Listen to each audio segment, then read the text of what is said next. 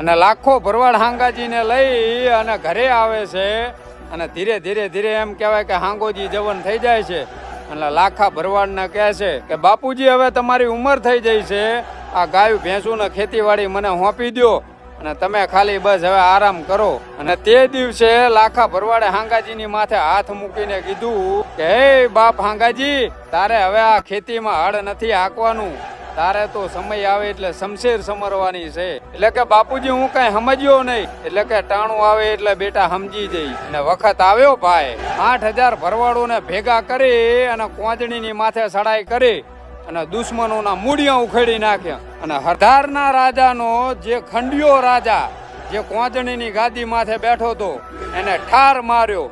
અને કોંજણીના રાજા ખેતાજી મકવાણાના દીકરા હાંગાજીને રાજગાદી ઉપર બેસાડી અને લાખા ભરવાડે રાજ તિલક કર્યું. અને એ વાતની જાણ જ્યારે અમદાવાદના સુબા મોહમ્મદ બેગડાને થઈ, અને એ મોહમ્મદ બેગડાએ લાખા ભરવાડને કેળ મોકલ્યું અને લાખા ભરવાડને અમદાવાદની કચેરીમાં લાવી અને એ ભરી કચેરીમાં એમ કહેવાય કે લાખા ભરવાડનું સન્માન મોહમ્મદ બેગડાએ મુસલમાને સુબાએ કર્યું હતું.